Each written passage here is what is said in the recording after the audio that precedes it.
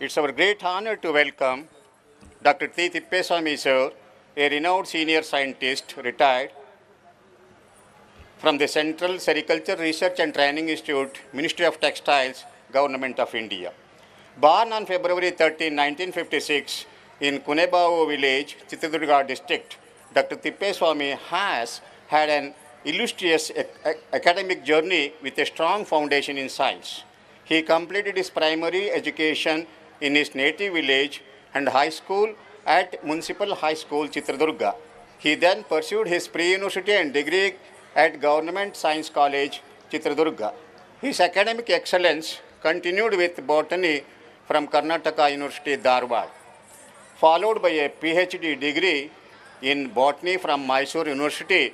Dr. Tippeswamy's thirst for knowledge led him to undertake postdoctoral research at the National Institute of Sericulture and Entomological Sciences in Tsukuba, Japan. With 39 years of dedicated service, Dr. Tippeswamy has made significant contribution to the field of sericulture. He began his career as a lecturer in botany at A.V. Kamalamma College for Women, Davanagere, and later joined the Central Sericulture Research Institute and Training Institute, Mysore, where he served as a senior scientist for 35 years.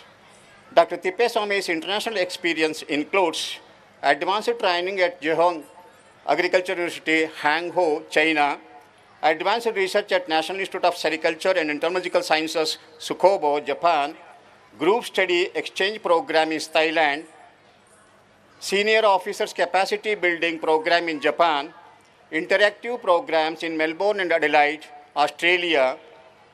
As a prolific writer and researcher, has authored 95 research publications in national and international journals, as well as 5 books.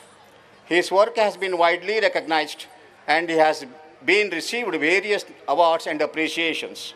As an educator and mentor, Dr. Tippeswamy has served as a faculty member for postgraduate courses and as an examiner for PhD courses. He has also been a resource person for various organizations including Karnataka Rajya Vijnana Parishad, Administrative Training Institute, Karnataka State Open University, and DIET. Dr. Tippeswamy is also a passionate advocate for environmental issues, includes biodiversity, organic farming, solid waste management, and climate change. He has participated in over 100 interactive programs with students in schools and colleges, inspiring the next generation to care for our planet. Today, we are privileged to have Dr. T. Tippeswamy as our esteemed guest. Sir, I request you to address our gathering. I am extremely happy to be here on this beautiful evening. In fact, I wondered actually whether I am very near to Mysore or away, too much away from Mysore. Very near to Mysore, such a beautiful environment, ambience. You are all very lucky to have. ಬಹುಶಃ ನನಗೆ ಬಂದ ತಕ್ಷಣ ಭಾಳ ಆಶ್ಚರ್ಯ ಆಯ್ತು ಇಲ್ಲಿ. ಎರಡು ಭಾಷೆಯಲ್ಲಿ ಪರವಾಗಿಲ್ಲ ಹೇಳಿ ಅಂದರು ನನಗೆ, ಯಾಕಂದರೆ ಮಾತೃಭಾಷೆ ತಲೆಗೆ ಭಾಳ ಚೆನ್ನಾಗಿ ಹಿಡಿತದೆ ನಮ್ಮ ಮಕ್ಕಳಿಗೆ ಅಂತ. ಮಧ್ಯೆ ಯಾವುದಾದ್ರೂ ಭಾಷೆ ಹೆಂಗೆ ಬೇಕೋ ಉಪಯೋಗಿಸ್ತೇನೆ, ಅದಿಲ್ಲ. ಇಷ್ಟು ನಿಜವಾಗ್ಲೂ ಸಹ ಇದು ಎಕ್ಸಾಜರೇಷನ್, ಸುಂದರವಾದ ವಾತಾವರಣ. ಸ್ವಾಮೀಜಿಯವರು ಸಹ ಅದನ್ನೇ ಹೇಳ್ತಿದ್ರು, ಭಾಳ ಆನಂದ ಪಟ್ವಿ ನಾವಿಲ್ಲಿ ಬರಲಿಕ್ಕೆ. ಮಕ್ಕಳು ಇಲ್ಲಿ ಇಂಥ ಸ್ಥಳದಲ್ಲಿ ವಿದ್ಯಾಭ್ಯಾಸ ಮಾಡಲಿಕ್ಕೆ ಅದೃಷ್ಟ ಮಾಡಿದ್ದಾರೆ. ಒಂದು ಇನ್ನೊಂದು ಭಾಳ ಮುಖ್ಯವಾದಂದರೆ, ಈ ಸಂಸ್ಥೆಯ ಅಧ್ಯಕ್ಷರು, ಕಾರ್ಯದರ್ಶಿರು, ಮ್ಯಾನೇಜ್ಮೆಂಟ್, ಟ್ರಸ್ಟೀಸ್ ಆಗಲಿ ಸಹ ಅವರಿಗೆ ನಾವು ಕೃತಜ್ಞರಾಗಿರಬೇಕು. ಯಾಕೆಂದರೆ ಇಂಥ ವಾತಾವರಣವನ್ನು ಅವರು ಕಲ್ಪಿಸಿದ್ದಾರೆ. ವಿಶೇಷವಾಗಿ ಗ್ರಾಮೀಣ ಭಾಗದಲ್ಲಿ ಈ ಥರ ಸಂಸ್ಥೆಯನ್ನು ಮಾಡಿರ್ತಕ್ಕಂಥದ್ದು ಅಭಿನಂದನಾರ್ಹ. ಯಾಕಂದರೆ we need to reach the unreached ಅಂತ. ನಾವೇನು ನಮ್ಮ ದೇಶದಲ್ಲಿ ನಾವು ಯಾವುದು ಜನರಲ್ಲಾಗಿ ನಾವು ಮಾತಾಡ್ತೀವಿ, ಯಾರನ್ನು ತಲುಪಿಲ್ಲವೋ ಅವರನ್ನು ತಲುಪಬೇಕು. ಗ್ರಾಮೀಣ ಭಾಗದಲ್ಲಿ ಇರ್ತಕ್ಕಂಥ ಜನಕ್ಕೆ ಹೆಚ್ಚಿನ ವಿದ್ಯಾಭ್ಯಾಸ ಕೊಟ್ಟರೆ ದೇಶ ಮುಂದುವರಲಿಕ್ಕೆ ಸಾಧ್ಯತೆ ಇದೆ. ಪ್ರತಿಯೊಬ್ಬರೂ ಸಹ ಪಟ್ಟಣದಲ್ಲೇ ಉಳ್ಕೊಂಡು, ಯಾಕಂದರೆ establishment costs are too high in city. ಒಂದು ಮನೆ ಬಾಡಿಗೆ ಮಾಡಬೇಕು ಅಂದರೆ ಎಷ್ಟು, ಟ್ರಾನ್ಸ್ಪೋರ್ಟೇಷನ್ ಒಂದು ಕಡೆಗೆ ಹೋಗಬೇಕು ಅಂದರೆ ಎಷ್ಟು, ಈ ರೀತಿಯ ಸಾಕಷ್ಟು ಹಣಕಾಸಿನ ತೊಂದರೆ ಬರೋದ್ರಿಂದ ಎಜುಕೇಷನ್ ಅಟ್ ಡೋರ್ ಸ್ಟೆಪ್, ಮನೆ ಬಾಗಿಲಿಗೆ ವಿದ್ಯಾಭ್ಯಾಸ ಅನ್ನೋಂಥ ಒಂದು ವ್ಯವಸ್ಥೆಗೆ ಕೈ ಹಾಕಿದ್ದಾರೆ. 17 ಸಂವತ್ಸರಗಳನ್ನು ಕಳೆದಿದ್ದಾರೆ ಅಂತ ಕೇಳಿದೆ ಈ ಸಂಸ್ಥೆ. ಅದು ಇನ್ನೂ ಕನಿಷ್ಠ ನನ್ನ ಲೆಕ್ಕಕ್ಕೆ ಒಂದು ಸಸ್ಟೈನಬಿಲಿಟಿ, ಸುಸ್ಥಿರ ಬರುತ್ತೆ ಅಂದರೆ ಒಂದು ಸಂಸ್ಥೆಗೆ 25 ವರ್ಷ ಬೇಕು. ಯಾಕಂದರೆ ಅದು ಎಸ್ಟಾಬ್ಲಿಷ್ ಫಸ್ಟ್ ಸೆಕೆಂಡ್ ಥರ್ಡ್ ಅದು ಸಸ್ಟೈನಬಿಲಿಟಿ ಅಂತೀವಿ. ಆ ರೀತಿಯಲ್ಲಿ ಇದು ಮುಂದುವರಿತಾ ಇದೆ. ಇದು ಭಾಳ ಸಂತೋಷದ ಸಮಾಚಾರ. ಇಲ್ಲಿ ಮಕ್ಕಳು ಬಂದಿದ್ದಾರೆ, ಪೋಷಕರು ಸಹ ಬಂದಿದ್ದಾರೆ. ಭಾಳ ಒಂದು ಮುಖ್ಯ ನಾನು ಹೇಳೋದು ಅಂದರೆ ನಮ್ಮ ಎಜುಕೇಷನ್ ಅಂತಕ್ಕಂಥದ್ದಕ್ಕೆ ಈ ವಿದ್ಯಾಭ್ಯಾಸದಲ್ಲಿ ನಾವು ಏನು ಕಟ್ತೀವಿ, ದೇಶನಾಗಲಿ ಒಂದು ರಾಷ್ಟ್ರವನ್ನು, 4 ಪಿಲ್ಲರ್ಗಳು ಭಾಳ ಮುಖ್ಯ. 4 ಪಿಲ್ಲರ್ನಲ್ಲಿ ಒಂದು ಪಿಲ್ಲರು ವಿದ್ಯಾಸಂಸ್ಥೆ, ಇನ್ನೊಂದು ಪಿಲ್ಲರು ಪೋಷಕರು, ಇನ್ನೊಂದು ಪಿಲ್ಲರು ಶಿಕ್ಷಕರು, ಇನ್ನೊಂದು ಪಿಲ್ಲರು ವಿದ್ಯಾರ್ಥಿಗಳು. Management is one pillar, parents another pillar, teachers another pillar, students another pillar. ಈ 4 ಪಿಲ್ಲರ್ಗಳು ಭದ್ರವಾಗಿದ್ದರೆ ಮಾತ್ರ ವ್ಯವಸ್ಥಿತವಾದ ಬಿಲ್ಡಿಂಗನ್ನು ಕಟ್ಟಲಿಕ್ಕೆ ಸಾಧ್ಯತೆ ಇದೆ. ನಾನು ಯಾಕೆ ಹೇಳ್ತೀನಿ ಅಂದರೆ ಪ್ರತಿಯೊಬ್ಬರದ್ದು ಪಾತ್ರ ಇಲ್ಲಿ ಭಾಳ ಮುಖ್ಯವಾಗೇ ಇದೆ. ಪ್ರೈಮರಿ ಸ್ಕೂಲ್ ಹುಡುಗರು ಈಗಾಗಲೇ ಸಂಸ್ಥೆನ ಎಸ್ಟಾಬ್ಲಿಷ್ ಮಾಡಿ ಅದನ್ನು ನಡೆಸ್ತಕ್ಕಂಥ ಜವಾಬ್ದಾರಿ ಒಟ್ಟು ಅವ್ರ ಕಾರ್ಯ ಅವರು ನಿರ್ವಹಿಸಿದ್ದಾರೆ ಬಹುತೇಕವಾಗಿ. They need to sustain it, ಅದನ್ನು ಅವರು ಮುಂದುವರಿಸ್ಕೊಂಡು ಹೋಗ್ತಾರೆ. ಆದರೆ ಅದಕ್ಕೆ ಪೂರಕವಾಗಿ complementary to that parents, teachers, students. Parents ಮಕ್ಕಳನ್ನ ಸ್ಕೂಲಿಗೆ ಕಳಿಸೋದು ಅಷ್ಟೇ ಜವಾಬ್ದಾರಿ. ಅದು ಆ ಕಾಲ ಹೋಯ್ತು. ನಾವು ಚಿಕ್ಕರಿದ್ದಾಗ ಇತ್ತು. ನಮ್ಮ ಅಪ್ಪ ಅಮ್ಮ ಅಗ್ರಿಕಲ್ಚರಿಸ್ಟು, ಹೊಲಕ್ಕೆ ಹೋಗೋರು ಬರೋರು, ಸುಸ್ತಾಗಿರ್ತಾಯಿದ್ರು. ಏನು ಓದ್ದೆ ಅಂತ ನಮ್ಮನ್ನು ಕೇಳೋರಿಲ್ಲ, ಕ್ಯಾರೆ ಅನ್ನೋರಿಲ್ಲ. ತಿಳಿದುದು ಓದ್ಕೊ ಅಂತ, ನೀನು ಇಂಥದ್ದೇ ಓದಬೇಕು ಅಂತ ಹೇಳೋರಿಲ್ಲ. ಆದರೆ ಇವತ್ತಾಗಿ ನಡೆಯಲ್ಲ. ದೇಶ ಮುಂದುವರೆದಿದೆ. The competition is very high. ನೀನು ಭಾಳ ಜೋರಾಗಿ ಓಡಬೇಕು ಅಂದರೆ ಅವನಿಗಿಂತ ಜೋರಾಗಿ ಓಡಬೇಕು. ನಾನಿನ್ನು ಜೋರಾಗಿ ಗುರಿ ತಲುಪಬೇಕು ಅಂದರೆ ನೀವು ಜೋರಾಗಿ ವೇಗ ಜಾಸ್ತಿ ಆಗ್ತಾಯಿದೆ. ನೀವು ಈವನ್ ಕಾಂಪಿಟೇಷನಲ್ಲೂ ನೋಡ್ತೀರಿ, ಮೊದಲಿಗಿಂತ ಎಲ್ಲ ರೆಕಾರ್ಡ್ ಬ್ರೇಕ್ ಮಾಡಿದರು ಅಂತಾರೆ. ವರ್ಷಕ್ಕೆ ರೆಕಾರ್ಡ್ ಬ್ರೇಕ್ ಮಾಡ್ತಾನೇ ಇದ್ದಾರೆ. ಆ ರೀತಿ ಮಾಡಬೇಕಾದ್ರೆ ಬಹಳಷ್ಟು ಪಕ್ವವಾದ ವಿದ್ಯಾಭ್ಯಾಸ ಬೇಕು, ನಾಲೆಡ್ಜ್ ಬೇಕು. ಅದಕ್ಕೆ ಮಕ್ಕಳಿಗೆ ಓದೋದು ಮಕ್ಕಳ ಜವಾಬ್ದಾರಿ ಲಾಸ್ಟಿಗೆ ಬರ್ತೀನಿ. Parents has to take much care. At least ನಮಗೆ ವಿದ್ಯಾಭ್ಯಾಸ, ನೀವು ಎಜುಕೇಟೆಡ್ ಪೇರೆಂಟ್ಸ್ ಇರ್ಬೋದು, ಎಜುಕೇಟೆಡ್ ಅಲ್ಲದವರೇ ಇರ್ಬೋದು. ಶಾಲೆಯಿಂದ ಬಂದ ಮೇಲೆ ನೀನು ಏನು ಮಾಡಿದರು, ಏನು ಮಾಡಿದ್ದಾರೆ, ಏನಾದರೂ ಹೋಮ್ವರ್ಕ್ ಕೊಟ್ಟಿದ್ದಾರಾ, ನೆಕ್ಸ್ಟ್ ಏನು ಹೇಳ್ತಾರೆ, ಅದನ್ನು you should monitor the activities of the child. ಮಗುವಿನ ಏನು ಲುಕೌಟ್ ಕ್ಲಾಸಿಗೆ ಕಳಿಸಿ ಅವ್ನು ಬಂದ ತಕ್ಷಣ ಮತ್ತೆ ನೆಕ್ಸ್ಟ್ ಡೇ ಕ್ಲಾಸ್ಗೆ ಹೋಗೋದು ಅಷ್ಟೇ ಅಲ್ಲ. ಬ್ಯಾಕ್ಗ್ರೌಂಡ್ ವರ್ಕ್ ಇತ್ತೀಚಿನ ದಿನದಲ್ಲಿ ಭಾಳ ಇರುತ್ತೆ. Because text books are like that. ಸುಮಾರಾಗಿರೋ ಟೆಕ್ಸ್ಟ್ ಬುಕ್ಸ್ ನೋಡಿದರೆ ಪ್ರೈಮರಿ ಸ್ಕೂಲ್ಗೆ ಟೀಚಿಂಗ್ ಮಾಡ್ತಕ್ಕಂಥವ್ರಿಗೆ ಬರೀ TCH ಆಗಲ್ಲ. ಇನ್ಮೇಲೆ ಕ್ವಾಲಿಫಿಕೇಷನ್ ಇನ್ಕ್ರೀಸ್ ಮಾಡ್ತಾರೆ. ಅಷ್ಟು ಇಂಪ್ರೂವ್ಡ್ ನಾಲೆಡ್ಜ್ ಆಗಬೇಕು ಅನ್ನೋದಕ್ಕೆ ದೇಶ ಕಾಂಪಿಟೇಷನ್ ಆಗಿರೋದ್ರಿಂದ ಸಿಲೆಬಸ್ ಭಾಳ ಚೇಂಜ್ ಆಗಿದೆ. ಅದಕ್ಕೋಸ್ಕರ ಅದನ್ನು ಮಾಡಿ ಬ್ಯಾಕ್ಗ್ರೌಂಡ್ ವರ್ಕು ಪ್ರಾಜೆಕ್ಟ್ ಮಾಡ್ತಾರೆ. ಪ್ರಾಜೆಕ್ಟ್ ಮಾಡ್ಕೊಂಡು ಬಾ ಅಂತಾರೆ. ಪ್ರಾಜೆಕ್ಟ್ ಮಾಡೋಕ್ಕೆ ಸೈನ್ಸ್ ಪ್ರಾಜೆಕ್ಟ್ ಯಾಕೆ ಮಾಡಿಸ್ತಾರೆ ಅಂದರೆ ಬರೀ ಓರಲ್ಲಾಗಿ ಏನೋ ಒಂದು ಅವ್ನಿಗೆ ಹೇಳಿದರೆ ಮಗುವಿಗೆ ಆಗಬಾರ್ದು. ಹ್ಯಾಂಡ್ಸ್ ಆನ್ ಎಕ್ಸ್ಪೆರಿಮೆಂಟ್ಸ್ ಅಂತ ತನ್ನ ವಿದ್ಯಾರ್ಥಿ ಅವನು ಕೈಯಿಂದನೇ ಮಾಡಿದರೆ ಅವನಿಗೆ ಮಾಡಿದ್ದು ಜ್ಞಾನ ಬರ್ತದೆ, ಅರ್ಥ ಆಗ್ತದೆ. ನೋಡಿ ಕಲಿ, ಮಾಡಿ ಕಲಿ, ಕೇಳಿ ಕಲಿ ಅಂತ 3 ಹೇಳ್ತಾರಲ್ಲ. ನೋಡೋದು ಬೇರೆ, ಕೇಳೋದು ಬೇರೆ, ಮಾಡಿ ಕಲಿತಕ್ಕಂಥದ್ದು ಭಾಳಷ್ಟು ಪರಿಣಾಮವಾಗಿರುತ್ತೆ. ಅದಕ್ಕೋಸ್ಕರ ಪೋಷಕರು ಮಾಡ್ತಕ್ಕಂಥದ್ದು. ಇದಾದ ನಂತರ ಶಿಕ್ಷಕರದು really it's a great job. 4 ವಾಲ್ನಲ್ಲಿ 4 ವಾಲು ಅಂದರೂ ಸಹ load bearing wall. Because it is very important. ಇವತ್ತು today institution will pay money, tomorrow you will spend it. ಇವತ್ತು ಹಣ ಬರುತ್ತೆ, ನಿಮಗೆ ಖರ್ಚಾಗುತ್ತೆ. ಅದನ್ನು ನೋಡಬಾರ್ದು. Teaching post is a sacrificing post. ಅದಕ್ಕೆ ಹೇಳ್ತಾರೆ ಟೀಚಿಂಗ್ಗೆ ವೈಟ್ ಕಲರ್ ಜಾಬು ಅಂತಾರೆ. ಒಂದು ಸರ್ಕಾರಿ ಸ್ಕೂಲ್ ಮೇಸ್ಟ್ರಿರಲಿ, ಮುಂದೆ ಅವನು ಓದೋನು ನಾನು ಇವತ್ತಿಗೆ ಹೋದರೂ ಸಹ ನಮ್ಮ ಟೀಚರ್ಸ್ ಎಲ್ಲೇ ಸಿಕ್ಕರೆ ಅವ್ರಿಗೆ ನಮಸ್ಕಾರ ಮಾಡಿ ಬರ್ತೀವಿ. Sir, it is because of you we are today here. ಆ ಗೌರವ ಎಲ್ಲೂ ಸಿಗಲ್ಲ. ಹೈಸ್ಕೂಲ್ ಮೇಸ್ಟ್ರ್ ಇರ್ಬೋದು, ಪ್ರಾಥಮಿಕ ಶಾಲೆ ಶಿಕ್ಷಕ ಇರ್ಬೋದು, is a lecturer or a professor. ಅದಕ್ಕೆ it has got great guru ಅಂತಕ್ಕಂಥದ್ದು ಒಂದು ವ್ಯಾಲ್ಯೂ ಇದೆ ಸಮಾಜದಲ್ಲಿ. ಅದಕ್ಕೋಸ್ಕರ I appeal to the teaching community year also to sacrifice, see that a very good communication is conducted and students are monitor well, because teacher ಮತ್ತು students ಮಾತ್ರ communication should be very well. ಮಕ್ಕಳು expose ಆಗಿಲ್ಲದಿದ್ದರೆ you should see that they are exposed ಅವ್ರು ಬರ್ತಕ್ಕಂಥದ್ದು. ಕಡೆಯದಾಗಿ 3 ಹೇಳಿದೆ, ಪೇರೆಂಟ್ಸ್ಗೆ ಜಾಸ್ತಿ ಹೇಳ್ತಕ್ಕಂಥದ್ದಿದೆ, ಮಕ್ಕಳು ಡೈವರ್ಷನ್ ಆಗ್ದಂಗೆ ಇರಲಿ ಅಂತ. ಮಕ್ಕಳಿಗೆ ಇನ್ನೊಂದು ಹೇಳ್ತಕ್ಕಂಥದ್ದು ಕಿವಿ ಮಾತು. ಯಾಕಂದರೆ ಇವತ್ತು ಬಹಳ ಕಾಮಾಗಿದ್ದೀರಿ, ಸ್ವಲ್ಪ ಬೇಗನೆ ಕಾರ್ಯಕ್ರಮ, ನಾನು ಸಾಕಷ್ಟು ಶಾಲಾ ಕಾಲೇಜಿಗೆ ಹೋಗಿದ್ದೀನಿ, ಕಾರ್ಯಕ್ರಮ ಪ್ರಾರಂಭ ಆಗೋದು ಭಾಳ ಲೇಟ್ ಮಾಡಿಬಿಡ್ತಾರೆ, ಆಮೇಲೆ ತುಂಬ ತೊಂದರೆ ಆಗುತ್ತೆ, ಮಾತು ಕೇಳೋಕ್ಕೆ ಪೇಷನ್ಸ್ ಇರಲ್ಲ, ಸಿಕ್ಕಾಬಟ್ಟೆ ಶಬ್ದ ಇರುತ್ತೆ, ಯಾರೋ ಒಂದು ಏನೋ ಕಾಟಾಚಾರ ಕೇಳ್ದಂಗೆ ಆಗುತ್ತೆ. ಆ ರೀತಿ ಆಗಲ್ಲ. ಬಂದರೂ 4 ಮಾತು ಏನಾದರೂ ಕಿವಿಗೆ ಹೋಗೋ ಅಂಥದ್ದು ಇರಲಿ ಅಂತ ಮಕ್ಕಳಿಗೆ ಒಂದು 4 ಮಾತು ಕಿವಿ ಮಾತು ನಾನು ಹೇಳೋದಾದರೆ, ನಡೆದು ಬಂದ ದಾರಿ ಅಂತ ನಾನು ನಿಮಗೆ ಇಷ್ಟೇ ಹೇಳೋದು. ಒಂದು ಮಾದರಿ ಏನಕ್ಕೆ ಹೇಳ್ತಿದ್ದೀನಿ ಅಂದರೆ, ನಾನು ಮೆಸೇಜ್ ಕಮ್ಯುನಿಕೇಟ್ ಆಗಬೇಕು. ನಾನು ಒಂದು ಗ್ರಾಮ ಕೂನ್ಬೇವ್ ಅಂತ, up to 7th Kannada medium, highest marks ತೊಗೊಂಬಿಟ್ಟು ಹೈಸ್ಕೂಲಿಗೆ ನಾನು ಚಿತ್ರದುರ್ಗದಲ್ಲೇ ಓದಬೇಕು ಅಂತ ಇಂಗ್ಲೀಷ್ ಮೀಡಿಯಮಿಗೆ ಸೇರಿದೆ. ನನಗೆ ಬಂದಾಗ ಅಲ್ಲೆಲ್ಲ ಸುಮಾರು ಜನ ಮೆರಿಟ್ ಜಾಸ್ತಿ ಇದ್ದೀನಿ, ಕಾನ್ವೆಂಟ್ ಸ್ಕೂಲ್ ಮಕ್ಕಳಿಗೆ ಸೀಟ್ ಸಿಕ್ಕಿತ್ತು, ಅದು ಮುನ್ಸಿಪಲ್ ಹೈಸ್ಕೂಲ್, ಮೆರಿಟೆಡ್ ಸ್ಕೂಲ್ ಆ ಕಾಲದಲ್ಲಿ. ಅಲ್ಲಿ ಹುಡುಗರೆಲ್ಲ ಮಕ್ಕಳೆಲ್ಲ ಇಂಗ್ಲೀಷ್ನಲ್ಲಿ ಸ್ವಲ್ಪ ಮಾತಾಡ್ತಾಯಿದ್ರು ಅವಾಗಲೇ, ಯಾಕಂದರೆ ಅವರೆಲ್ಲ ಕಾನ್ವೆಂಟ್ನಿಂದ ಬಂದಿದ್ದರು. ಅವ್ರು ಮಾತಾಡೋದು ನೋಡಿ ನಾನು ಕಂಡುಬಿಡ್ತಾಯಿದ್ದೆ.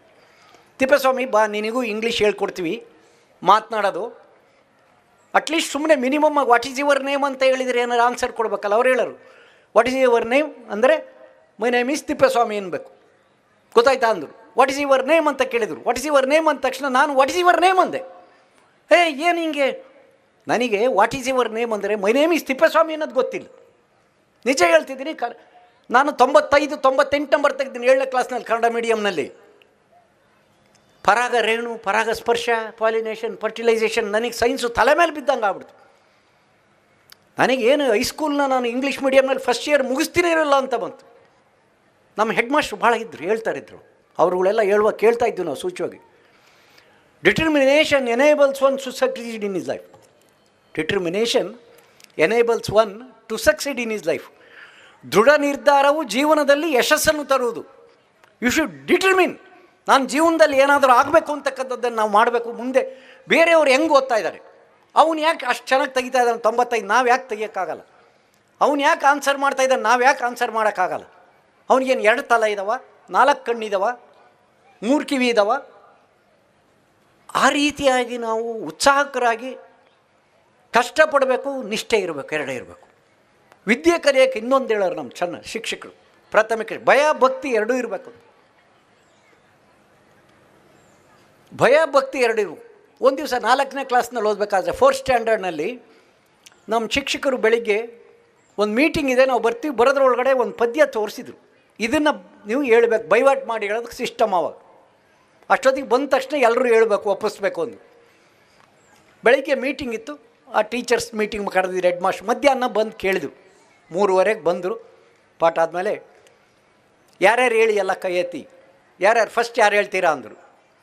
ಯಾರೂ ಕೈ ಎತ್ತಿಲ್ಲ. ನಮಗೆ ಟೀಚರ್ ಆ ಕಡೆಗೆ ಹೋದ ತಕ್ಷಣ ಆಟ ಆಡ್ಕೊಂಡು ಕೂತ್ವಿ. ನಾವು ಇನ್ನೇನೋ ಟೈಮ್ ಪಾಸ್ ಮಾಡೋದು ಗೊತ್ತಿರುತ್ತಲ್ಲ, ಕಾಲ ಕಳೆಯೋದು ಹೆಂಗೋ ಕಾಲ ಕಳೆದ್ವಿ. ಬಂದಾಗ ಯಾರಿಗೂ ಜ್ಞಾನ ಇಲ್ಲ, ಬೆತ್ತ ತಗೊಂಡ್ರು. ಯಾರೂ ಇಲ್ಲ, ಯಾರಿಗೆ ಹೊಡಿತಾರೆ ಟೀಚರು? ಯಾರಾದರೂ ಒಬ್ಬ ಇಬ್ಬರು ಹೇಳಿ ಇನ್ನೊಬ್ಬ ಹೇಳ್ದೇ ಇದ್ದರೆ ಏನಾದರೂ ಮಾಡೋದು. ಕೊನೆಗೆ ಏನು ಮಾಡಿದ್ರು, ಒಂದು ವಾರ್ನಿಂಗ್ ಕೊಟ್ಟರು. ಇವತ್ತು ವಾರ್ನಿಂಗ್ ಕೊಟ್ಟಿದ್ದೀರಿ, ನಾಳೆ ಬೆಳಗ್ಗೆ ಬಂದ ತಕ್ಷಣ ನೀವು ಪ್ರತಿಯೊಬ್ಬರು ನನಗೆ ಇದನ್ನು ಒಪ್ಪಿಸ್ಬೇಕು ಅಂದರು. ನೆಕ್ಸ್ಟ್ ಡೇ ಬೆಳಿಗ್ಗೆ ಬಂದ್ವಿ. ಯಾರು ಹೇಳ್ತಿದ್ದೀರಿ ಹೇಳಿ ಅಂದರು. ನನಗೆ ಈ ಥರದ್ದೆಲ್ಲ ಭಯ. ಮತ್ತೆ ಭಾಳ ಜನ ಯಾರು ಕೈಯೇ ಎತ್ತಲಿಲ್ಲ. ನಾನು ಮೆತ್ತ ಕೈ ಎತ್ತಿದೆ.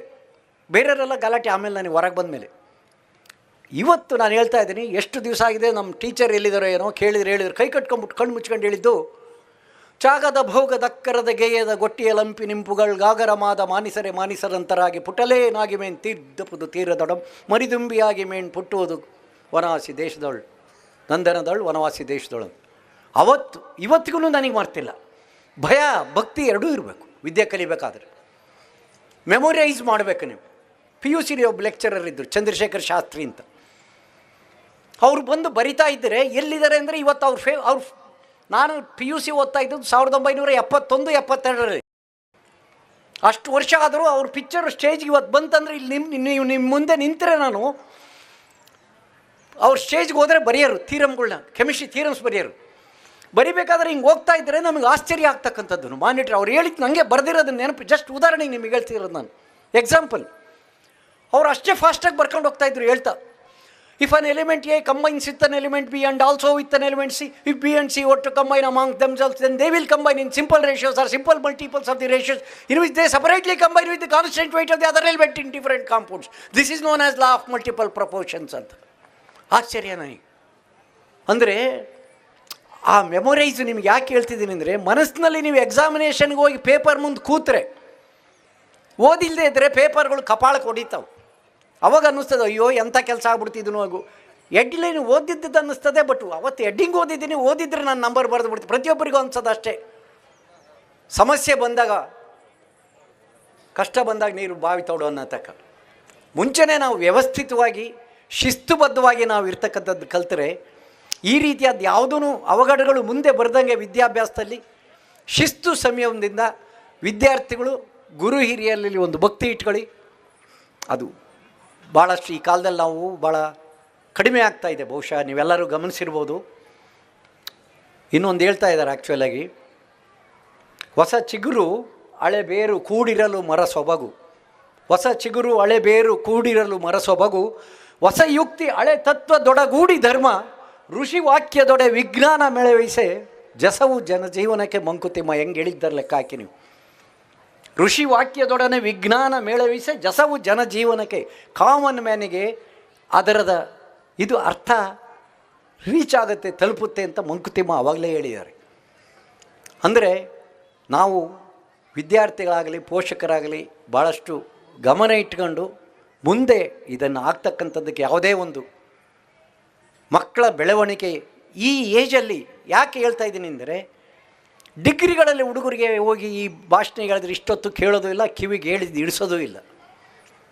ಅಬ್ದುಲ್ ಕಲಾಂ ಸಾಹೇಬರು ಹೇಳ್ತಾಯಿದ್ರು, catch them young ignite their minds ಅಂತ ಅವ್ರ ಪದ. ಕ್ಯಾಚ್ ದಮ್ ಯಂಗ್ ಅಂದರೆ ಈ ವಯಸ್ಸಿನಲ್ಲಿ ಅವ್ರನ್ನ ಹಿಡ್ಕೊಳ್ಳಿ, ಇಗ್ನೈಟ್ ದೇರ್ ಸ್ಮಿಂಗ್ ಹುಣಿಸೆ ಹುಳಿ ಹಾಕಿ ತಿಕ್ಕಿ ಅಂತಾರೆ. ಅವ್ರ ತಲೆಗಳನ್ನ ಅಂದರೆ ಬ್ರೈನ್ನ ತಿಕ್ಕಬೇಕು ಅಂತ ನಾವು, ಅವ್ರ ಬ್ರೈನ್ನ ತಿಕ್ಕಿ ಅವಾಗ ಈಗ ಈ ಏಜಲ್ಲಿ ಅವ್ರಿಗೆ ಏನು ಹೇಳ್ತೀವಿ ಕ್ಯಾಚ್ ಆಗುತ್ತೆ, ಮೆಮೊರೈಸ್ ಆಗುತ್ತೆ, ಹೇಳಿದ್ದನ್ನು ಕೇಳ್ತಾರೆ, ಮುಂದೆ ಯಾವ ಡೈರೆಕ್ಷನಲ್ಲಿ ಅವ್ರು ಹೋಗಬೇಕು ಅಂತಕ್ಕಂಥದ್ದು ಒಂದು. ಇನ್ನೊಂದು ನಾನು ಹೇಳ್ತಕ್ಕಂಥದ್ದು, ನಾವು ಏನೇ ಎಷ್ಟೇ ಓದಿದರೂ ಅಹಂಕಾರ ಇರಬಾರ್ದು. ಒಂದು ಸಣ್ಣ ಉದಾಹರಣೆ ಕೊಡ್ತೀನಿ ಲಾಸ್ಟ್ಗೆ, ಒಂದು 5 ನಿಮಿಷ ತೊಗೊಳ್ತೀನಿ, ಜಾಸ್ತಿ ತೊಗೊಳ್ಳಲ್ಲ. ನಮ್ಮನ್ನು ಸರ್ಕಾರದವರು ಒಂದು 5-6 ತಿಂಗಳು ಚೈನಾಕ್ಕೆ ಡೆಪ್ಯೂಟ್ ಮಾಡಿದ್ದರು. 780 ವಿಜ್ಞಾನಿಗಳಲ್ಲಿ 4 ಜನ ಸೆಲೆಕ್ಟ್ ಮಾಡಿದರು. ಭಾಳಷ್ಟು ಚೆನ್ನಾಗಿ ಹಾರ್ಡ್ ವರ್ಕ್ ಮಾಡ್ತಾರೆ ವಿಜ್ಞಾನಿಗಳು, ತಿಳುವಳಿಕೆ ಚೆನ್ನಾಗಿರೋರು, ನಾಲೆಡ್ಜಬಲ್ ಅಂತ ಇರೋದ್ರಾಗೆ ನಾವು ಭಾರಿ ಹ್ಯಾಪಿ. 780 ಜನ ಭಾರತ ದೇಶದಾಗಿರೋ ವಿಜ್ಞಾನಿನಲ್ಲಿ ಕೇವಲ 4 ಜನನ ಝೀಜಿಯಾಂಗ್ ಅಗ್ರಿಕಲ್ಚರ್ ಯೂನಿವರ್ಸಿಟಿ, ಹಾಂಗ್ಝು, ಚೈನಾ ಅಂತ, one of the capitals of China. China ದೇಶಕ್ಕೆ 7 ರಾಜಧಾನಿ. ಒಂದಾನೊಂದು ಕಾಲದಲ್ಲಿ ಹಾಂಗ್ಝು ಅಂತಕ್ಕಂಥ ದೊಡ್ಡ ಸಿಟಿ ಸಹ ರಾಜಧಾನಿ ಇತ್ತು. ನಮ್ಮನ್ನು ಹಲವಾರು ತಿಂಗಳು ಕಳಿಸಿದ್ರು. ನಾವು ಹೋದ್ಮೇಲೆ ಮೊದಲನೇ ದಿವಸನೇ ಸಿಟಿಗೆ ಹೋಗೋಣ ಅಂತ ನಮ್ಮ ಸ್ನೇಹಿತರು ಹೇಳಿದರು. ಅಲ್ಲಿಗೂ ಬ್ಯಾಡ್ರಪ್ಪ ಇವತ್ತೇ ಯಾಕೆ ಹೋಗೋದು ಅಂತ ಹೇಳಿದ್ವಿ. ಸಿಟಿಗೆ ಮಾನಸ ಗಂಗೋತ್ರಿತಾರೆ, ಅಲ್ಲೊಂದು ಯೂನಿವರ್ಸಿಟಿ ಕ್ಯಾಂಪಸ್ಸು, ಬಸ್ ಬರ್ತದೆ, ಬಸ್ನಲ್ಲಿ ಹತ್ಕೊಂಡ್ವಿ, ಹೋದ್ವಿ. ಎಲ್ಲರೂ ಇಳಿದ್ಮೇಲೆ ನಾವು ಇಳಿದ್ವಿ ಸಿಟಿನಲ್ಲಿ. ಲಾಸ್ಟ್ ಬಸ್ ಸ್ಟಾಪ್ ಅಂತ ಗೊತ್ತಾಗೋಯ್ತು, ಎಲ್ಲರೂ ಇಳಿಯೋದು ಸಿಟಿ ಸೆಂಟ್ರಿಗೆ ತಗೊಂಡೋಗಿ ಬಿಟ್ಟ. ಅಲ್ಲೇ ಪಕ್ಕದಲ್ಲಿ ಮಾಲು ಅದು ಇದು ಸಣ್ಣದಾಗೆ, ತೀರಾ ಜಾಸ್ತಿ ದೂರ ಓಡಾಡಲಿಲ್ಲ. ಓಡಾಡಿದ ಮೇಲೆ ಅಲ್ಲೇ ಸ್ವಲ್ಪ ಮಾಲಲ್ಲಿ ಕೆಳಗೆ ಹೋಗಿ ವಾಪಸ್ ಹೋಗಬೇಕಾಗಿತ್ತು ನಾವು ಯೂನಿವರ್ಸಿಟಿಗೆ. ವಾಪಸ್ ಹೋಗಬೇಕಾದ್ರೆ ಬಸ್ ಎಲ್ಲತ್ತದು ಅಂತ ನಮಗೆ ಗೊತ್ತಾಗಿಲ್ಲ. ನಾವು ಇಳಿದ ಹತ್ರ ಬಂದರೆ ಬಸ್ ಅಲ್ಲಿ ಆ ಕಡೆ ಕಾಣಲಿಲ್ಲ, ಯಾವುದು ಇಳಿಸೋಗಿದ್ದು ಹೋಯ್ತು ಬೇರೆ. ನಾವು ಈಗ ಅಗ್ರಿಕಲ್ಚರ್ ಯೂನಿವರ್ಸಿಟಿ ಕ್ಯಾಂಪಸ್ಸಿಗೆ ಬಂದಿದ್ವಿ. ಅಲ್ಲಿ ಇರೋರನ್ನ ಇಷ್ಟೇ ಕೇಳಬೇಕಾಗಿದೆ. ಅಲ್ಲಿ ದಾರಿನಲ್ಲಿ ಫುಟ್ಪಾತಲ್ಲಿ ಓಡಾಡ್ತಿರೋರನ್ನ, excuse me bus, excuse me university bus. ಇನ್ನೇನು ಅಲ್ಲಿ ಇಂಗ್ಲೀಷ್ನಲ್ಲೇ ಕೇಳಬೇಕಲ್ಲ, ನಾವೇನು ಕನ್ನಡದಲ್ಲಿ ಕೇಳಿಲ್ಲ. ಚೈನಾ ದೇಶದಲ್ಲಿದ್ದೀವಿ ಅಂತ ಇಂಗ್ಲೀಷ್ನಲ್ಲಿ ಕೇಳಿದ್ವಿ. ಯಾರೂ ಮಾತಾಡ್ತಾ ಇಲ್ಲ. ದಮ್ಮಯ್ಯ ಅಂತ ಎಕ್ಸ್ಕ್ಯೂಸ್ ಮೀ ಅಂತ ಇದ್ದೀವಿ. ಮುಗ್ಗರು ಎಲ್ಲರೂ ನೋಡ್ಬಿಟ್ಟು ಅವ್ರಿಗೆ ಹಂಗೆ ಜನ ಹಂಗೆ ಸುತ್ತರಿದ್ಬಿಟ್ರು. ಯಾರೋ 4 ದೇಶದ್ದು ಬಂದಿದ್ದಾರೆ. ಓ, ಅವರಿಗೆ ಇಂದೋನೋ ಅಂತಾರೆ ಇಂಡಿಯಾದವ್ರಿಗೆ. ಇಂದೋನೋ, ತೋಸಾ. ಏನಾಯಿತು ಏನು ಅಂತ ಇದ್ದಾರೆ. ಅವ್ರು ಏನಾಯಿತು ಅಂತ ಗೊತ್ತಿಲ್ಲ. ನಾವು ಎಲ್ಲಿ ಪೊಲೀಸ್ ಸ್ಟೇಷನ್ಗೆ ಹೋಗ್ಬೇಕು, ಆಸ್ಪತ್ರೆಗೆ ಹೋಗ್ಬೇಕು, ನಾವು ಹೇಳ್ತಿರೋದು ಏನೂ ಅರ್ಥ ಆಗ್ತಿಲ್ಲ. ನಿಮಗೆ ಯಾಕೆ ಹೇಳ್ತಿದ್ದೀನಿ ಅಂದರೆ, ನಾವು ಹೋಗಿರೋದು ಅಂಥ one of the capital city centre ಚೈನಾದಲ್ಲಿ ಯಾರಿಗೂ ದಿಸ್ ಅನ್ನಕ್ಕೆ ಬರೋಲ್ಲ, ದಟ್ ಅನ್ನಕ್ಕೆ ಬರೋಲ್ಲ, ಇಂಗ್ಲೀಷೇ ಬರ್ತಾ ಇಲ್ಲ. ನಮಗೆ ಜಾತ್ರೆಯಲ್ಲಿ ಮಕ್ಕಳು ಕಳೆದವ್ರದವ್ರು ನಡುಗ್ತಾರಲ್ಲ ಅಪ್ಪ ಅಮ್ಮ ಇಲ್ಲ ಅಂತ, ಆ ನಾಡಿ MSc PhD ಮಾಡಿ 780 ಜನದಾಗ ನಾವು ಅಂತ ಹೋದವರು ನಡುಗತ್ಬಿಡ್ತು, ಭಯ ಹುಟ್ಟೋಯ್ತು. We were brought to knees ಅಂತ ಇಂಗ್ಲೀಷ್ನಾಗ ಹೇಳೋದಾದ್ರೆ, ಏನಪ್ಪ ಈ ನಾಡಿ ವಿದ್ಯೆ ಓದಿದ್ದು ಏನೂ ಪ್ರಯೋಜನ ಇಲ್ಲ, ನಾವಿಲ್ಲಿ ಬಂದು ಹಿಂಗೆ ಒಳ್ಳೆ ಮಂಗನಂಗೆ ಆಗೋಗ್ಬಿಟ್ವಲ್ಲ, ಏನು ಮಾಡೋದೀಗ? ಸರ್ಕಾರದವ್ರಿಗೆ ಗೊತ್ತಾದ್ರೆ ಬೈತಾರೆ. ಆಮೇಲೆ ನೀವೇನಕ್ಕೆ ಅಲ್ಲಿ ನಮಗೆ ಕ್ಯಾಂಪಸ್ನಲ್ಲಿ ಹೆಂಗಿದ್ರಿ ಅಂದರೆ, ಅಲ್ಲಿ ಟ್ರಾನ್ಸ್ಲೇಟರ್ಸ್ ಇರ್ತಾರೆ ನಮಗೆ ಕ್ಯಾಂಪಸ್ಸಲ್ಲಿ, ಯೂನಿವರ್ಸಿಟಿ ಕ್ಯಾಂಪಸ್ನಲ್ಲಿ ಚೈನಾದಿಂದ ಇಂಗ್ಲೀಷಿಗೆ ಟ್ರಾನ್ಸ್ಲೇಟ್ ಮಾಡೋಕ್ಕೆ ಟ್ರಾನ್ಸ್ಲೇಟರ್ಸ್ ಇರ್ತಾರೆ. ಸಿಟಿಗೆ ಬರೋಕ್ಕೆ ಹೇಳಿ ಏನಾರ ವ್ಯವಸ್ಥೆ ಮಾಡ್ಕೋಬೇಕಾಗಿತ್ತು. ಎಂಥ ದಡ್ಡ ಕೆಲಸ ಮಾಡಿಬಿಟ್ರಿ ಅಂತ ಎಲ್ಲ ಒಂಥರ ಭಯ, ಕತ್ಲಾಗೋಗೋಯ್ತು. ಬೇಗ ಕತ್ಲಾಗುತ್ತೆ ಅಲ್ಲೆಲ್ಲ. ವಾಪಸ್ ಹೋಗ್ಲಿರಿ ಏನೋ ಅಂತ ಗಂಭೀರವಾಗಿದ್ದಂಥ ಸ್ಥಿತಿಲಿ ನನ್ನ ತಲೆ ಕೊನೆಗೆ ಒಂದು ಹೊಳಿತು. Necessity is the mother of invention ಅಂತ ಬ್ರೈನಿಗೆ ಏನೋ ಒಂದು ಹೊಳಿತು. ಏನು ಅಂದರೆ, ನಾವು ಯೂನಿವರ್ಸಿಟಿಯಿಂದ ಬರೋ ಬಸ್ ಇತ್ತಲ್ಲ, ಬೆಳಿಗ್ಗೆ ನಮಗೆ ಇಂಟ್ರೊಡಕ್ಷನ್ ಕೊಡುವಾಗ ಹೇಳಿದರು, ಈ ಯೂನಿವರ್ಸಿಟಿ ಕ್ಯಾಂಪಸ್ಸಿಗೆ ಸಿಟಿ ಕರ್ಕೊಂಡು ಹೋಗಿ ಬರೋ ಬಸ್ಸೆಲ್ಲ ಒಂದೇ ನಂಬರು 28, ಅದ್ರ ಮೇಲೆ 28 ಅಂತ ಬರೆದಿರುತ್ತೆ. ಮೈಸೂರಿನಲ್ಲಿ ಮಾನಸ ಗಂಗೋತ್ರಿಗೆ ಹೋಗಲಿಕ್ಕೆ ಮೊದಲು 28 ಇತ್ತು, 29, 30 ಇತ್ತು, ಈಗ 101, 102 ಇತ್ತು. ಹಂಗೆ ಯಾರಿಗೋದ್ರೂ ಮಾನಸ ಗಂಗೋತ್ರಿಗೆ ಹೋಗುತ್ತೆ ಅಂತ ಗೊತ್ತಿರುತ್ತೆ. ಒಂದು ಪೆನ್ನು ಪೇಪರ್ ಇಸ್ಕೊಂಡು ಅಲ್ಲಿ ಅಂಗಡಿಯವ್ರ ಹತ್ರ, ಪೇಪರ್ ಅಂದರೆ ಗೊತ್ತಿಲ್ಲ, ಪೆನ್ ಅಂದರೆ ಗೊತ್ತಿಲ್ಲ ಅಂದ್ರೆ ನಂಬ್ತೀರ ನೀವು? ಪೇಪರ್ ಅಟ್ಲೀಸ್ಟ್ ನಮ್ಮ ದೇಶದಲ್ಲಿ ಅವನು ಇಂಗ್ಲೀಷ್ನಲ್ಲಿ ಕೇಳಿದರೆ ಇಂಗ್ಲೀಷ್ನಲ್ಲಿ ಉತ್ತರ ಕೇಳ್ತೀವಿ, ಹಿಂದಿನಲ್ಲಿ ಕೇಳಿದರೆ ಹಿಂದಿನಲ್ಲಿ ಉತ್ತರ ಕೊಡ್ತೀವಿ, ತೆಲುಗಿನಲ್ಲಿ ಏಮಂಡಿ ಬಾಗುನ್ನಾರ ಅಂದರೆ ಬಾಗುನ್ನನಪ್ಪ ಏಮ್ ಚಪ್ಪು ಮೀರೆ ಅಂತೀವಿ ನಾವು. ಯಾವ ಭಾಷೆಯಲ್ಲಿ ಕೇಳಿದ್ರು ನಾವು, ಅವರು ಯಾವ ಭಾಷೆನೂ ಬೇರೆ ಅನುಕರಿಸ್ತಿಲ್ಲ. ಕೊನೆಗೆ ಆ ಪೇಪರ್ ತೊಗೊಂಬಿಟ್ಟು ಒಂದು 4 ಗಾಲಿ ಬರೆದು ಬಸ್ ಬರೆದು 28 ಬರೆದು ಹಿಂಗೆ ಹಿಡ್ಕೊಂಡೆ ಎಲ್ಲರ ಎದುರಿಗೆ ಓ ಅಂತ ಕುಣಿದಾಡ್ಬಿಟ್ರು, ನೊಂಗ್ತಾ ಅಂತ ಎಲ್ಲ ಕುಣಿದ್ಬಿಟ್ರು ಅಷ್ಟೇ. ಅಗ್ರಿಕಲ್ಚರ್ ಯೂನಿವರ್ಸಿಟಿನಕ್ಕೆ ಚೈನಾ ಭಾಷೆನಲ್ಲಿ ನೊಂಗ್ತಾ ಅಷ್ಟೇ, ಇನ್ನೇನೂ ಇಲ್ಲ. ನೊಂಗ್ತಾ ಅಂದ್ಬಿಟ್ರೆ ಸಾಕು ಅಗ್ರಿಕಲ್ಚರ್ ಯೂನಿವರ್ಸಿಟಿ. ಕೊನೆಗೆ ತೋರಿಸಿದ್ರು, ಅದ್ರ ಹಿಂಭಾಗವೇ ಬಸ್ ಸ್ಟ್ಯಾಂಡ್ ಇದೆ. ಒಬ್ಬರು ಬಂದುಬಿಟ್ಟು ತೋರಿಸಿ ನೊಂಗ್ತಾ ಅಂದಿದ್ದಕ್ಕೆ ಈ ಕಡೆ ನಿಂತಿದ್ವಿ ನಾವು ಯೂನಿವರ್ಸಿಟಿಗೆ. ನೀವು ನಂಜನಗೂಡಿಗೆ ಹೋಗ್ಬೇಕು ಅಂದರೆ ನಂಜನಗೂಡು ಕಡೆ ಊಟಿ JSS ಕಾಲೇಜ್ ಕಡೆ ನಿಂತ್ಕೊಳ್ತೀವಿ, ನಂಜನಗೂಡಿಗೆ ಹೋಗುತ್ತೆ. ಇಲ್ಲಿ ಉಲ್ಟಾ, ಕೀಪ್ ರೈಟ್ ಚೈನಾದಲ್ಲಿ ಆ ಕಡೆ ನಿಂತರೆ ಬೆಂಗಳೂರು ಕಡೆಗೆ ಹೋಗ್ತಾವೆ ಬಸ್, ಹಿಂಗೆ ಬರೋದೇ ಇಲ್ಲ. ಆಮೇಲೆ ಆ ಕಡೆ ಅವ್ರು ಹೋಗಿ ತುಲ್ಲಿಸಿದಾಗ ಉಲ್ಟಾ ನಿಲ್ಲಬೇಕು. ನಂಜನಗೂಡಿಗೆ ಹೋಗ್ಬೇಕಾದ್ರೆ ಬೆಂಗಳೂರು ಕಡೆಗೆ ಹತ್ಬೇಕು ಬಸ್ಸು, ಬೆಂಗಳೂರಿಗೆ ಹೋಗ್ಬೇಕಾದ್ರೆ ನಂಜನಗೂಡು ಕಡೆ ಬಸ್ ಹತ್ಬೇಕು. ಎಂಟೈರ್ ನೀವು ಸಡನ್ನಾಗಿ ಅಡ್ಜಸ್ಟ್ ಆಗಬೇಕು ಸಿಸ್ಟಮ್ಗೆ. ನಾನು ಇದನ್ನು ಯಾಕೆ ಹೇಳ್ತಿದ್ದೀನಿ ಅಂದರೆ, ನಾವು ಓದೋರು ಮೇಧಾವಿಗಳು ಅಂತ ಅಲ್ಲ, ನಾವು ದಡ್ಡರಿದ್ವಿ, ಇನ್ನೂ ಕಲಿಬೇಕಾಗಿತ್ತು. ನಮ್ಮದೇ ಮಿಸ್ಟೇಕು. ನಾವು ಬೇರೆ ದೇಶಕ್ಕೆ ಹೋಗ್ಬೇಕಾದ್ರೆ ವಿಚಾರಿಸ್ಬೇಕಾಯ್ತು, ಅಲ್ಲಿ ಇಂಗ್ಲೀಷ್ ಬರುತ್ತಾ, ನಮನಿಗೆ ಬರುತ್ತೆ ಅಂದರೆ ಅವ್ರಿಗೆ ಎಲ್ಲ ಬರುತ್ತೆ ಅನ್ನೋದು ಓವರ್ ಕಾನ್ಫಿಡೆನ್ಸ್. ನಾವು ಆ ಭಾಷೆ ಹೆಸರಿಂದ ಕೆಲವಾದರೂ ಪದ ಬರ್ಕೊಂಡು ಹೋಗೋದಾಯ್ತು. ಯೂನಿವರ್ಸಿಟಿ ಅಂದರೆ ನೊಂಗ್ತಾ, ಬಸ್ ಅಂದ್ರೆ ಏನು, ಮೀಫಾನ್ ಅಂದ್ರೆ ಅನ್ನ, ಏನೋ ಮಿನಿಮಮ್ ಸಣ್ಣ ಪುಟ್ಟ ಭಾಷೆಗಳನ್ನ ಬರ್ಕೊಂಡು ಹೋಗತ್ತೆ. ಇದು ಯಾವಾಗ ನನಗೆ ಏಟು ಬಿತ್ತು, 2ನೇ ಸಾರಿ ಜಪಾನಿಗೆ ಬಂದಾಗ ಹುಷಾರಾದೆ.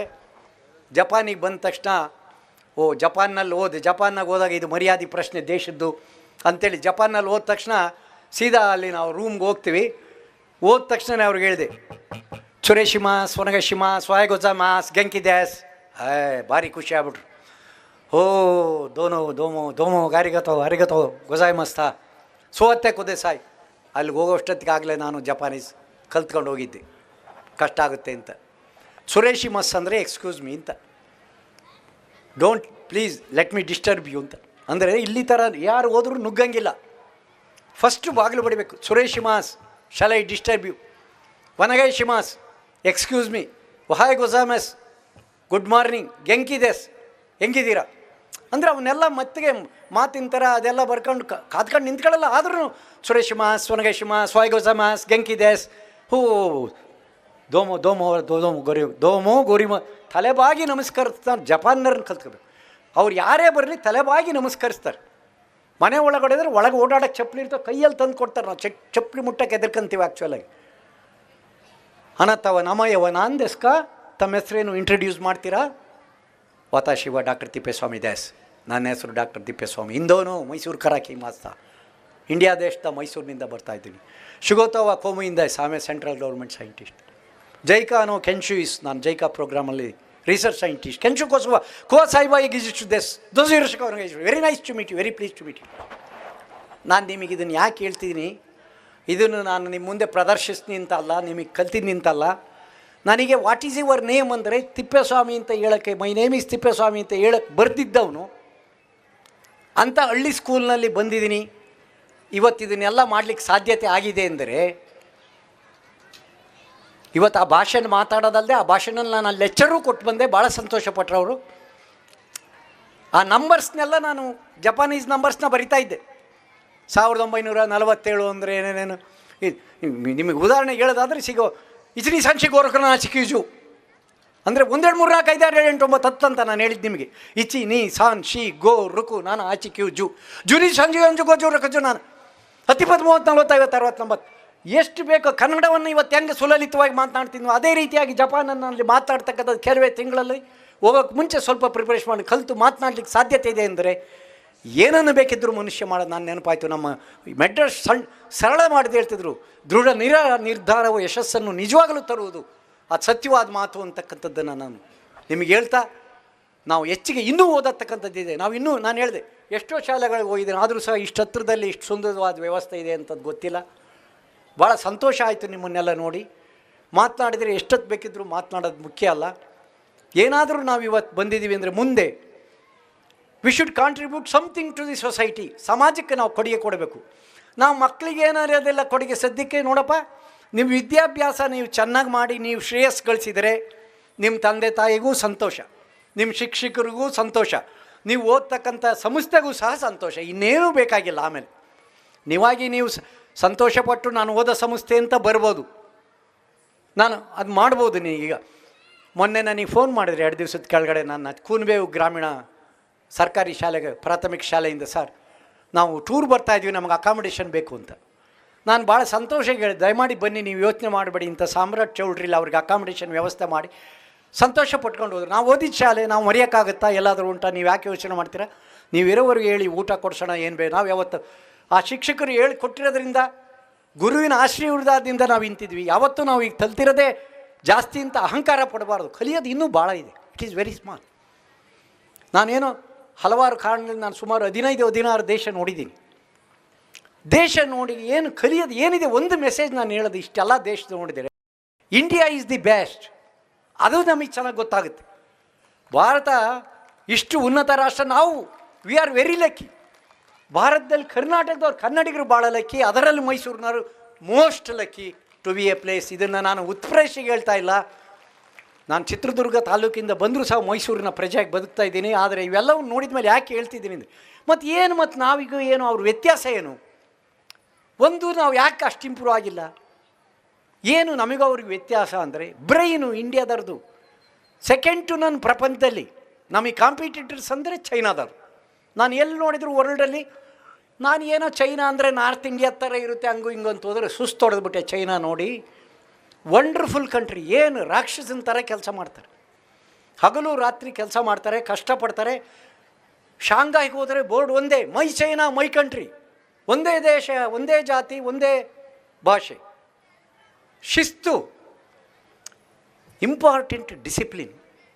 ನಾವು ಏನನ್ನು ಕಲಿಬೇಕಾಗಿದೆ ಅಂದರೆ ಮನುಷ್ಯನಿಗೆ ಶಿಸ್ತು. ಟೀಚರ್ಸ್ ಆಗಲಿ, ಪೇರೆಂಟ್ಸ್ ಆಗಲಿ, ಇನ್ಸ್ಟಿಟ್ಯೂಷನ್ ಆಗಲಿ, ಇನ್ಕಲ್ಕೇಟ್ ಶಿಸ್ತು. ಅದಕ್ಕೆ ಮಕ್ಕಳು ಪೂರಕವಾಗಿ ಕೋಪ್ರೇಟ್ ಮಾಡಿ ಶಿಸ್ತಿನಿಂದ ಇರಬೇಕು. ಜೀವನ ಶಿಸ್ತಿನಿಂದ ಬರೆಯೋದು. ಟೈಮ್, ಆರ್ಡರ್, ಇವೆಲ್ಲವನ್ನು ಜಪಾನ್ ಯಾಕೆ ಇಂಪ್ರೂವ್ ಆಗಿದೆ? ಕೇವಲ 50-60 ವರ್ಷದಿಂದ ಜಪಾನ್ ಇರಲಿಲ್ಲ, ಭಾಳ ಇಂಪ್ರೂವ್ ಆಗಿದ್ದಾರೆ. ಅಲ್ಲಿ ನೋಡಿದ್ವಿ ನಾವು ಕ್ಲೀನ್ಲಿನೆಸ್, ಶುದ್ಧತೆ, ಪರಿಸರ ಕಾಪಾಡ್ತಕ್ಕಂಥದ್ದು, ಕನ್ಸರ್ನ್ ಅಬೌಟ್ ದಿ ಎನ್ವಿರಾನ್ಮೆಂಟ್. ನಮ್ಮ ಪಾಪ್ಯುಲೇಷನ್ನು 140 ಕೋಟಿಗಿಂತ ಹೆಚ್ಚಾಗಿದೆ. ಪ್ರಪಂಚದಲ್ಲಿ ಚೈನಾ ಒಂದಿತ್ತು, ಇವತ್ತು ಬೇಜಾರಾಗ್ತಕ್ಕಂಥ ವಿಚಾರ, ಸಂತೋಷದ ವಿಚಾರ ಅಲ್ಲ. India first in the world in population. 142 ಕೋಟಿ 37 ಲಕ್ಷ, ಅದು 140 ಕೋಟಿ ಚೈನಾ ಇನ್ನು. ಅಂದರೆ ಅವ್ರು ಕಂಟ್ರೋಲ್ ಮಾಡಿದರು, ನಾವು ಕಂಟ್ರೋಲ್ ಮಾಡೋಕ್ಕಾಗಿಲ್ಲ.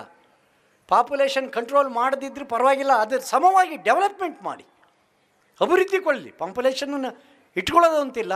ಅದಕ್ಕೋಸ್ಕರ ಅಭಿವೃದ್ಧಿ ಇರತ್ತ ರಾಷ್ಟ್ರ ಆಗಬೇಕಾದ್ರೆ ಪ್ರತಿಯೊಬ್ಬರಿಗೂ ಎಜುಕೇಷನ್ ಕೊಡಬೇಕು. ಸ್ಕೂಲ್ ಪಾತ್ರ, ಎಲ್ಲರ ಪಾತ್ರ ಬಹಳ ಮುಖ್ಯ. I wish this school let it grow is an institution of excellence ಆ ರೀತಿಯಾಗಿ ಮುಂದೆ ಬರಲಿ. ಏನು ಸಂಸ್ಥೆಯನ್ನು ಸ್ಥಾಪಿಸಿದಂಥ ಅವರ ಆಶಯಗಳು, ಪೋಷಕರು ಸೇರಿಸಿರ್ತಕ್ಕಂಥ ಆಶಯಗಳು ಸಾಕಾರವಾಗಲಿ, ಭಗವಂತ ಎಲ್ರಿಗೂ ಒಳ್ಳೇದು ಮಾಡಲಿ ಅಂತ ಹೇಳ್ತಾ ಈ ನನ್ನ ಮಾತುಗಳನ್ನು ಮುಗಿಸ್ತೇನೆ. ಜೈ ಹಿಂದ್, ಜೈ Karnataka. Thank you, sir. You are an excellent speaker, not only in Kannada but in English also. We are all very much delighted by listening your words, golden words, and you explained your own life experience also as a student and explained the varied life you faced in your life. Sir, we are all very much delighted. Now, I request the management to honor our district.